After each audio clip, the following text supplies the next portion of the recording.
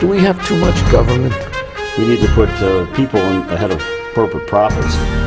This system is so lopsided. This threat is a real threat to democracy. And I think that's really important. That's something we haven't been doing in this country for a long time. Where do you start? What do you do? How do you do it? Access to Democracy and other Eagan community television programming is supported by Thomson Reuters, makers of Westlaw Next and based in Eagan. Through Westlaw Next and other innovative online services, Thomson Reuters is the world's leading source of intelligent information for businesses and professionals. Online at thomsonreuters.com. And by U.S. Federal Credit Union, the member-owned financial institution offering service, value, and experience you can trust to the greater Twin Cities community.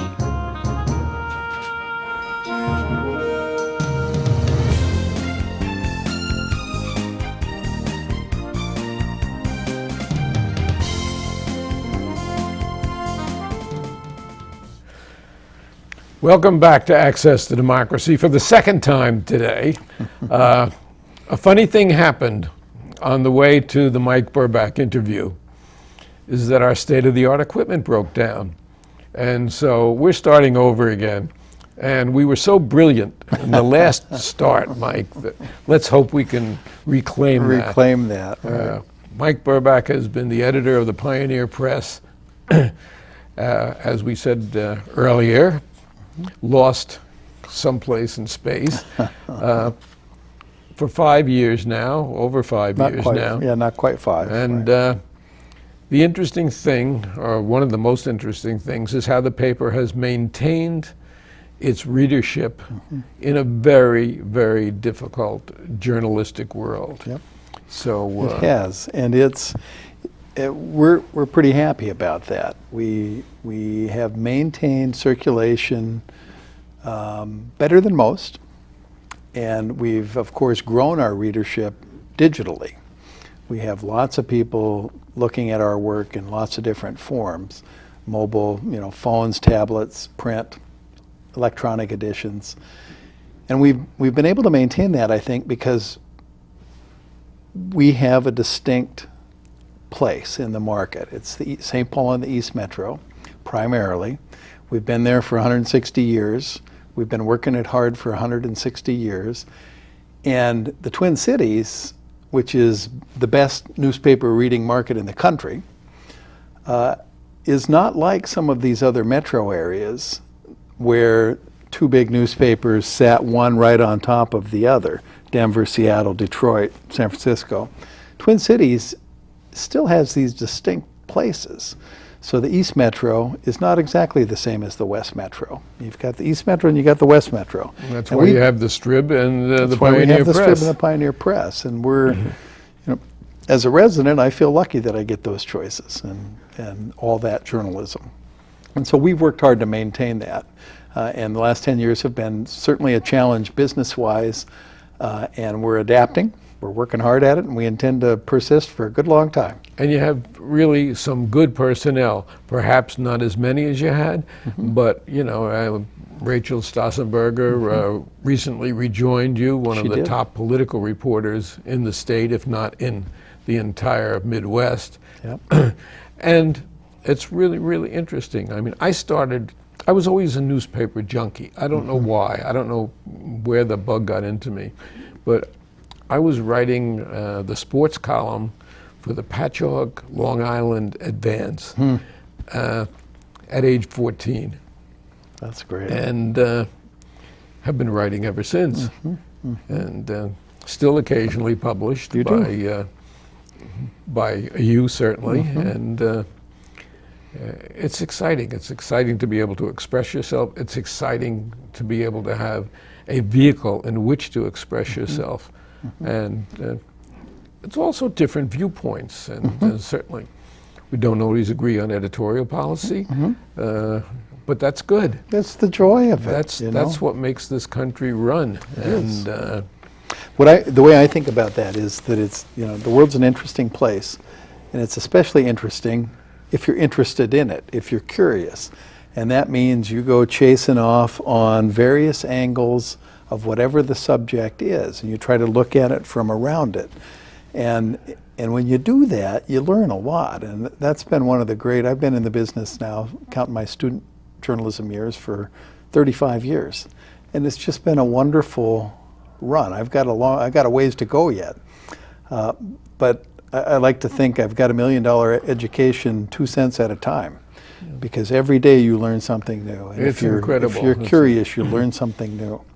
We get to, because I'm involved with the opinion page too, we get to hear from lots of different people. Well, you were the opinion page editor Yes. for a number of years, which probably stands you in very good stead as the editor of the paper. It's useful. It's all useful, and particularly because you get to listen to points of view from a lot of different angles, and you have the time when you're the opinion page editor to figure out where people are coming from. And I've always been interested in where people are coming from, and you bring that experience with you to all kinds of things.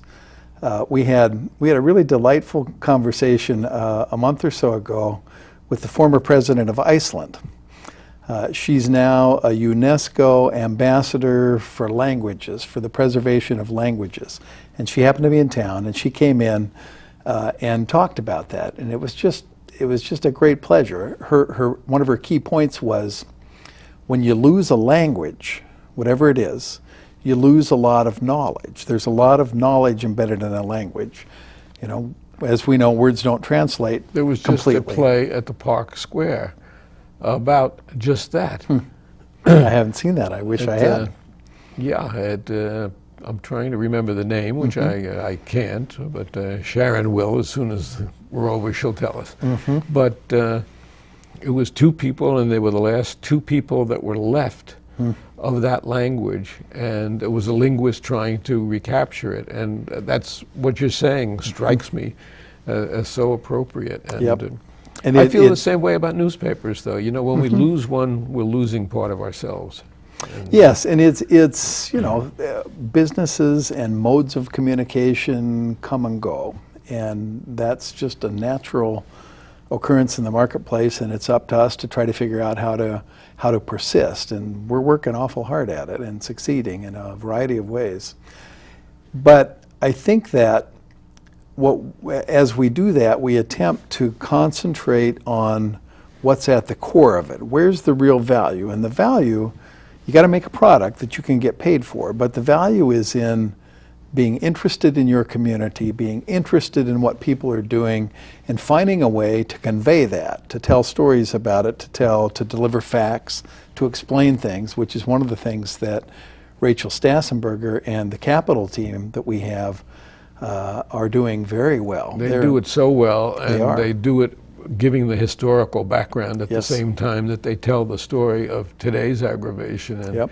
in particular, I really thank you for being here today, because I know this is the day of the special session, and there's a lot of pressures at the paper because of that.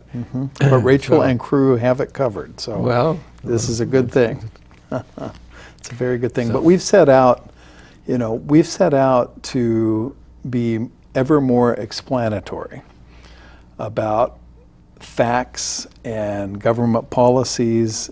We've had a couple of, I think, really good examples of that from our Capital team this year. Their charge is, tell us the facts first. You know, there's plenty of politics out there. There are plenty of people talking back and forth, and that's fine. But we want to know, what are the core facts? How much did it cost? Who's paying? What happens next? What's the law? And we've had a couple of really good examples that I've been proud of from the Capital team this year, and we think that there's a real hole in the marketplace for that kind of thing, and we want to help fill it. there is no question. And what worries me is that we are losing the younger generation in terms of newspapers. You know, I asked last year or the year before, a class of 50, how many of you read a newspaper every day? One hand went up. One hand went up out of 50.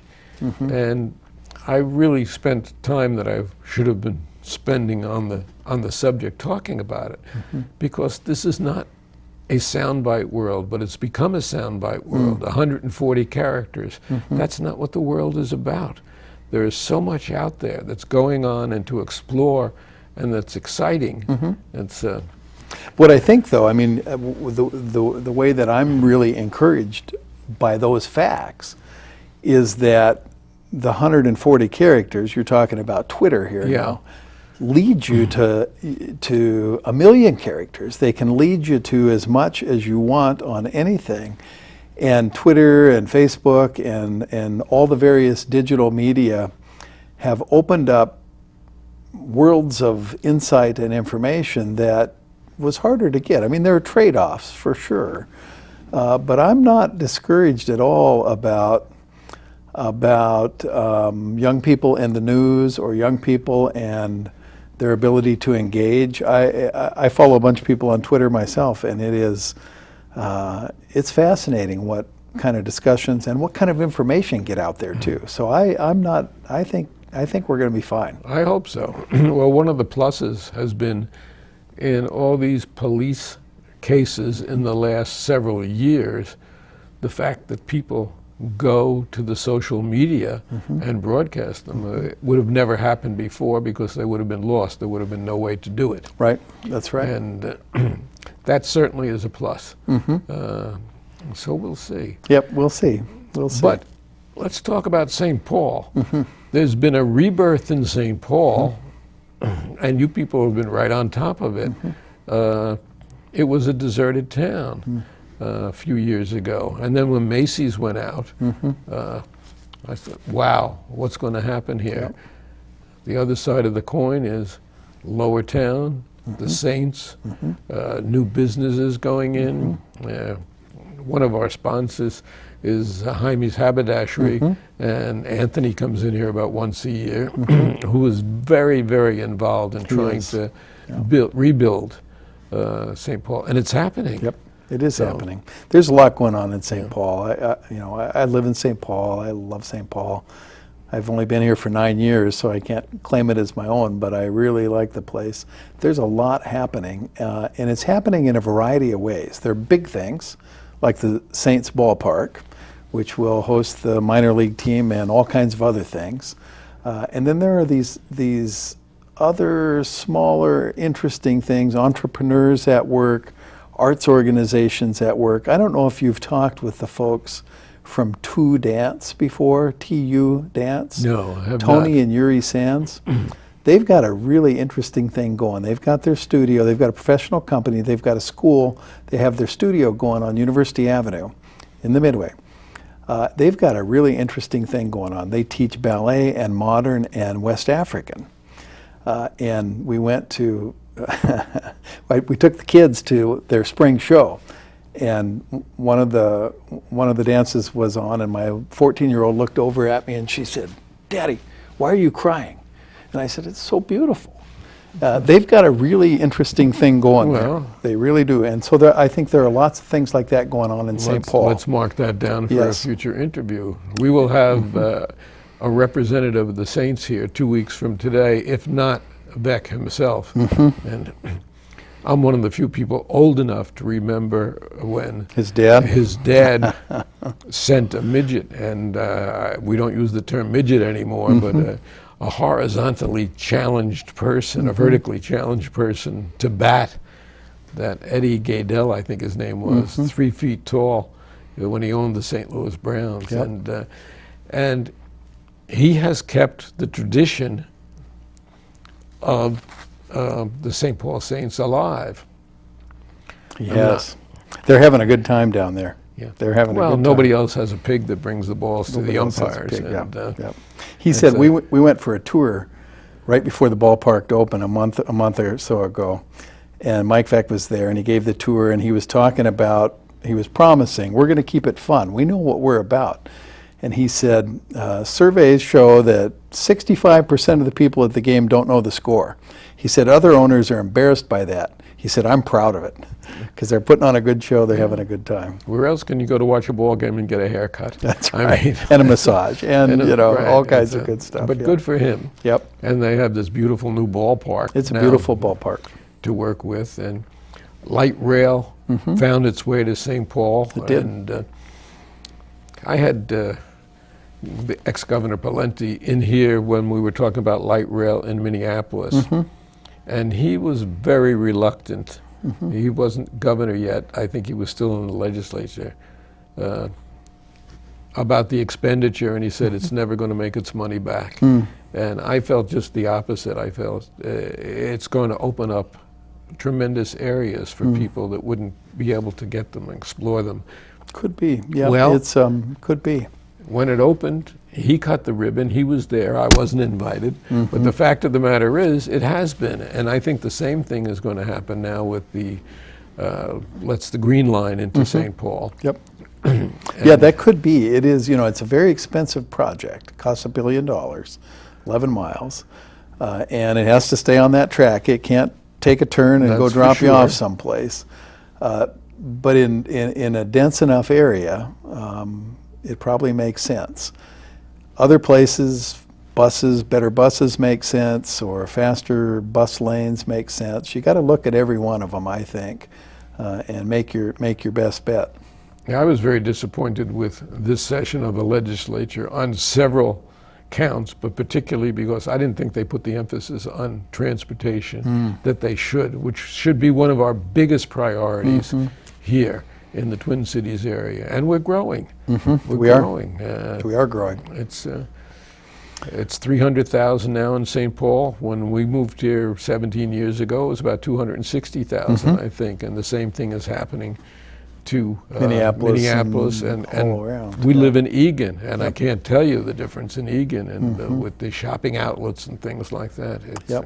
There's a lot going on. Yeah. It's a vital place. It's a vital place. And we've got a tremendous variety of entertainment activity and all kinds of things. I remember when in 2008, in preparation for the Republican National Convention, which was in St. Paul Right. that year, there was a fellow from New York who came out to, I can't remember what his connection here was, but he was just stunned and excited about the fact that next to New York, the Twin Cities has the most theater seats per capita. We got Unbelievable, great theater. Yeah, we have a wonderful supply of stuff. and it's not just theater. We are members of Park Square and have been since we're out here. But you want orchestra? We have wonderful, whether it's the St. Paul Chamber or the Minnesota Orchestra. You want sports? We have all the major sports teams.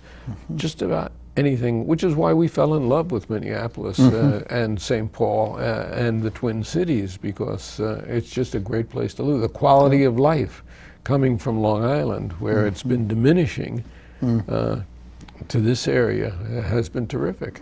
And this year, spring came early, and then it stayed cool for a while, so the mosquitoes are arriving late. It's just, Well, that's it doesn't good. get any That's better. good. Yeah, And that's good. Yeah, they may be that big by the time they emerge, but for now. So take us into an average day in the editorial room. How do we get what comes either on our computer or at our front door, hopefully at our front door the next day? So you've got, we have people in the newsroom or somewhere around there from about 5:30, 6 in the morning until 1:30 or so at night.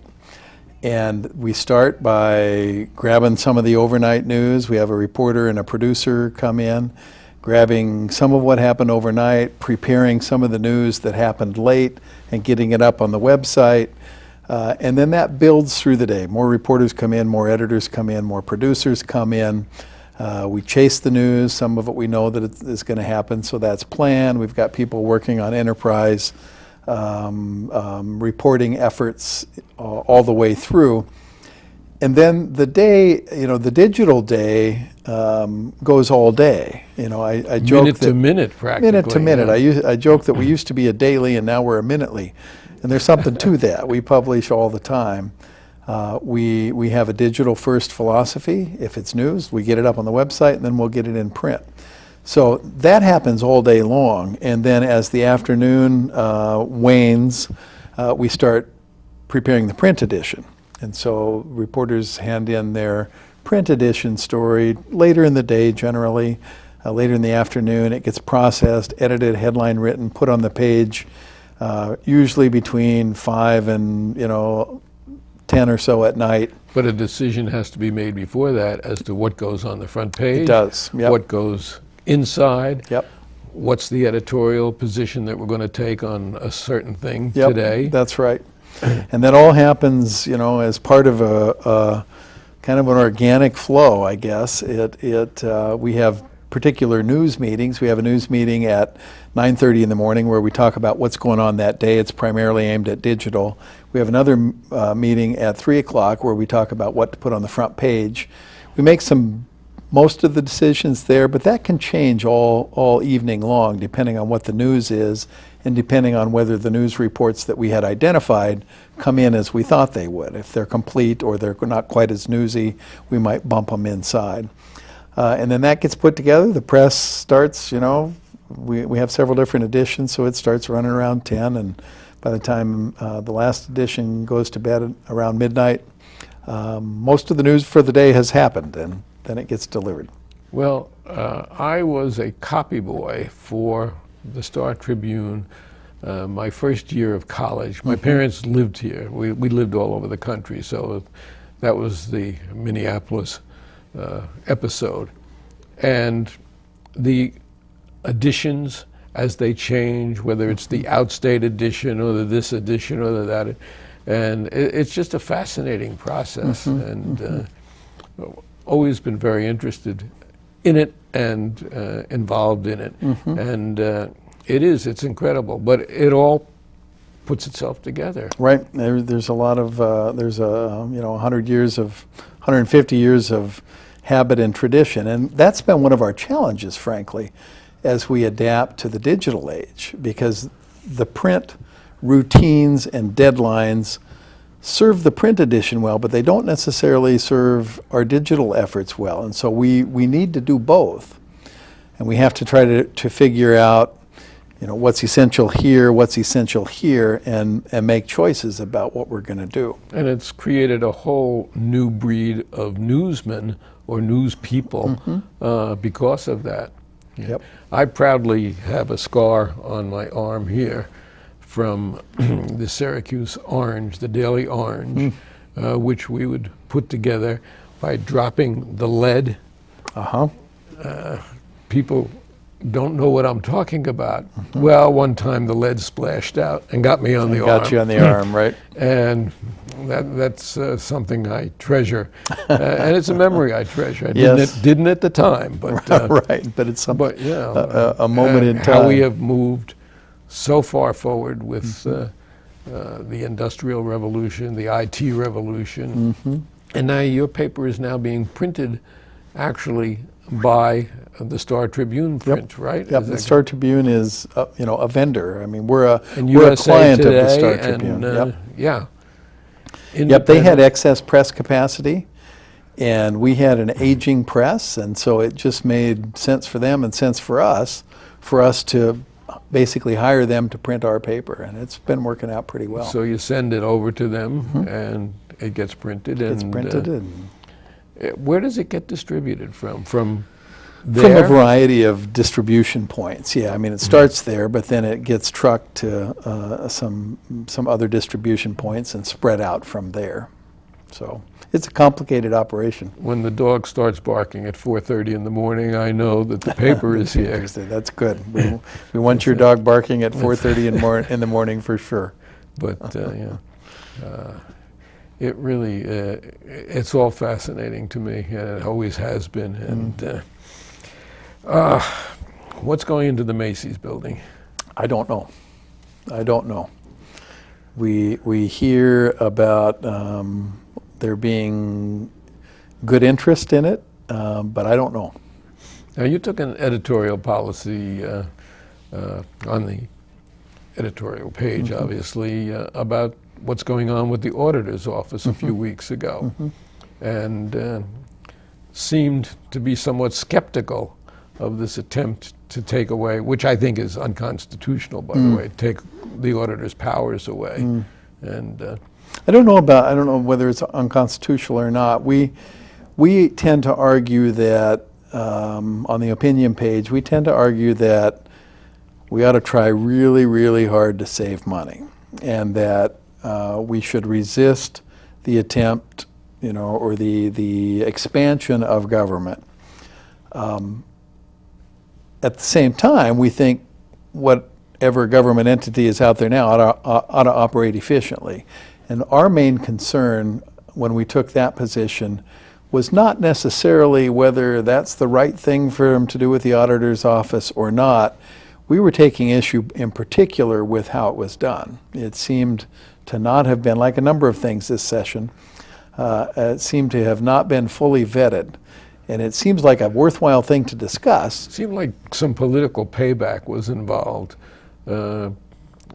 because certainly the auditor, Otto, who was elected president of the national organization and picked as one of the top auditors in the country, certainly nobody can question the job she did, which has basically been held by Republicans much more than Democrats over the last several decades. And to me, that was a political payback, which was ill-advised and, you said, not vetted and particularly unfair. And it's not over yet, that one. Right. So yeah, I don't know what the motivations were. We just wanted to see it well vetted, whatever the outcome was. Education-wise, Twin Cities is incredible. Certainly a literary area. It is. And at a time like this, in June, on a day like this, just one of the most beautiful places to live. Yes, it is. And it stays light pretty late, too. It stays light pretty late. And you're going on an exciting adventure next month. You're going to Ethiopia. Yep, we get to take a little trip for a week to visit family. Who watches the store when you're gone? Oh, we have lots of good people. There are a variety of editors and others who are dedicated, honest journalists who know what they're doing, experienced. Yeah. We've got really good people. And a good sports section, too. I usually go to the sports section first because the news of the world is sometimes very depressing. So I go have some fun on the sports pages. The Saints, when I looked yesterday, were 17-2, which is Saints unbelievable. Are on a tear, yes, And the Twins, until the last week, were playing way over their heads. Way over their heads, yeah. Anyway. Yeah, we have a really strong sports staff too. They are experienced, aggressive in every good way journalists, and they're really good. And we've actually talked our way through, although I always come in with a list of things to cover. And the Wild, which we didn't talk about, Lower Town, which I wanted to talk about some more, but we're out of time here. The fact that you came in today, though, is really most appreciated because I know it's a very busy news day. And we really appreciate. I appreciate being invited. We appreciate the Pioneer Press and Mike Burbach as editor, who is a straight shooter. And come back soon. Thanks, Alan. I'm glad to be here. Thank you.